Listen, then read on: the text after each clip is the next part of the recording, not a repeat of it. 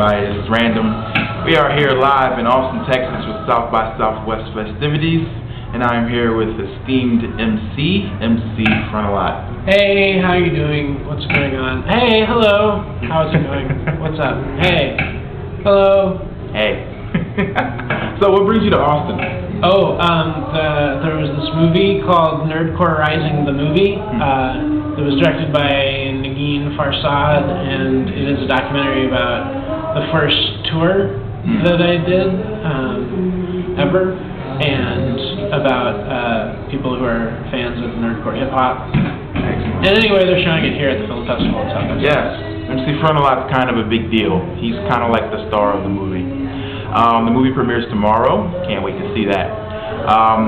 For those who are not in the know, Mr. Frontalot, what do you prefer? MC, Frontalot, Damien, Damien. You want. All right. Anything. Hey. I'll answer to like, hey. Hey you, yo, guy. All right.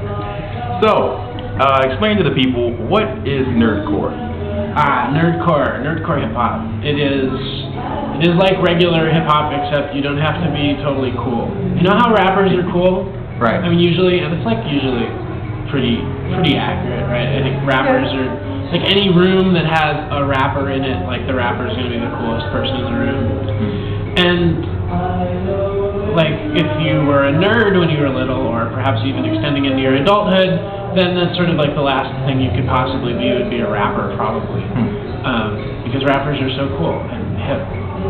But then there's this idea that came about where you could be a nerdcore rapper, and you could be like such a geek that you kind of flipped it out to the backside and were able to become a rapper despite your geekish handicap. Do you feel that there's any, I guess, real distinction between traditional rap and nerdcore? Like, is there any animosity between the two at all? Competition, anything like that? Or anything in your eyes that you've seen? I actually feel quite fortunate that none of the more traditional rappers who I've shared bills with or who I've come across who've heard the music have disparaged me. I was always figuring they would. I figured all the true heads type folks would be angry with me or think I was making fun of them or something, but for the most part they can tell that, we take our band really seriously and we take our songs really seriously, and even though our songs are funny, we're not making fun of rap music or anything, and they understand that we're trying to be as good a band as we can. And live acts, at least at the level of venue that we are in, other live rap bands have been totally thumbs up to us, and I feel like we've been on a pretty lucky streak in that particular regard. Cool. And you mentioned bands, so it's not just you up there rapping on a mic, cuffing a mic, is it? It's just like an entire band. Got a 3-piece behind us. Awesome. Keyboards, bass, drums. Nice. That's good to hear. I mean, a lot of rappers are, traditionally, if it's real rap, then it's just a guy on a mic, and unfortunately, I mean, that's not always the case. And bottom line is, I think, if you were whack, then you would hear complaints, I mean, that's what I believe. If your music was terrible, or if it was, as we say, mango, or just weak material, then I think then we would have to worry about people calling you on it. But your material's quality, therefore, I don't think you have to worry about that. Aw, shucks, Random. Oh man. You also mentioned that you've been fortunate to share this bill with a lot of I guess traditional hip hop heads. All right, this is the time to drop some names. Nobody famous, but people who have been rapping for a long time and consider themselves to have a great deal of authenticity, and who I would worry about them thinking I was somehow lampooning everything that they hold dear. But no doubt. But yeah, some pretty big names in the film. This is a chance to drop some names of those folks. Oh, those people. J Live's in the movie. Prince Paul's in the movie. That is pretty much the rap roster in the movie. Okay. There's a bunch of some more big names, not just rappers, but a bunch of people representing the nerd angle. There's Brian Posehn, Weird Al Yankovic is in the movie. The ultimate nerd rapper.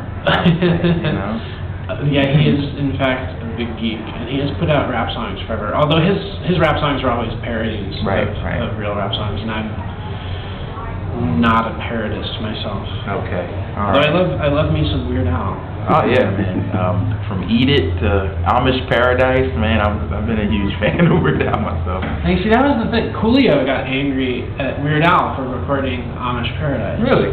Yeah, he felt that Weird Al was mocking everything that Coolio stood for, which is silly because he was mocking the Amish. And the other thing that was silly about that dispute, I thought, was that Coolio basically wrote no part of the music of that song. For him to get upset about someone else. Stevie Wonder should be upset. Yeah, if anyone should get angry, Stevie Wonder should be like, "You are mocking my blindness," which would not be accurate either, but at least like Stevie would have, something to complain about. Something, yeah. Totally. So what's next for MC Frontalot? What is next? We are, we're premiering this movie tomorrow, so that's like the immediate excitement. And then there's some other film festivals lined up, AFI, Indie Boston, something else. That's not my department, but so I'm going to be running around doing that kind of stuff. I've got an anime convention in Boston that I'm doing. Sweet. I'm going to RaffleCon at the end of April, and then I'm finishing my next record, which is as yet untitled, and that should be coming out right near the end of August in time for Penny Arcade Expo. Sweet. And then we'll be touring nationally to support that. Awesome.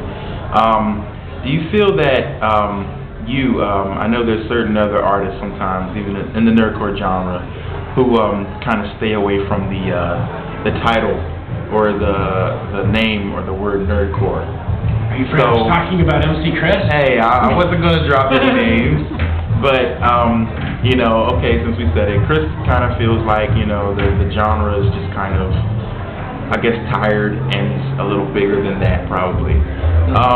What are your thoughts on that, as far as nerdcore being, just a genre that a lot of people jump into that really don't have the talent or things like that? These are things that I hear. Right. No, he writes about that on the internet. He's like, "You guys are a bunch of pathetic children, and I hate you. Don't call me nerdcore," or whatever. I don't think he actually spoke as harshly as that, but I think that was,